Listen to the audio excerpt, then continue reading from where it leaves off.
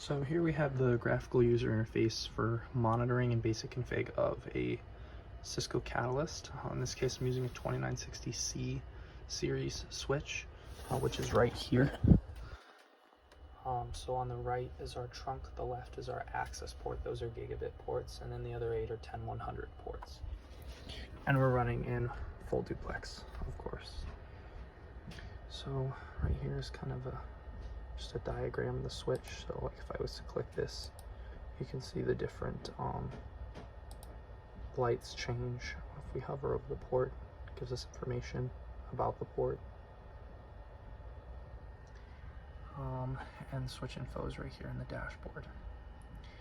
If we go over to port settings, we can change basic information like the description, enable, disable, the speed, and the duplex.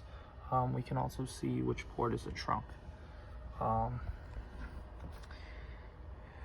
In port statistics, we can see the amount of transmitted packets and bytes, received packets and bytes, and then the errors.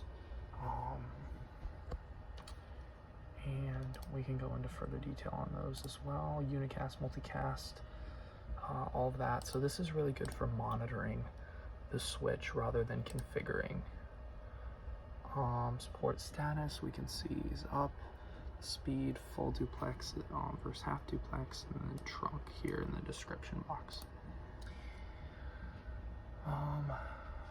That's about it for this dashboard. So if you have a different switch, it will populate up here. So a 48 port or a 24 port will populate up here. And then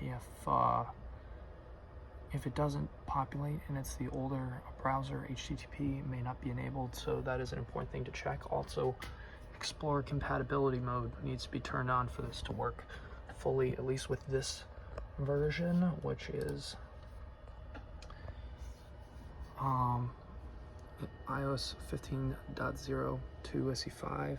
So if you have a newer or maybe an older version of HTTPS or HTTP rather, it may not need that, but this version does require the Explorer compatibility mode for it to fully function. If you don't have it, things will not click. Like if I click on these, as you can see, or if I click on this, I can do things, but I can't do that if I don't have Explorer compatibility mode turned on.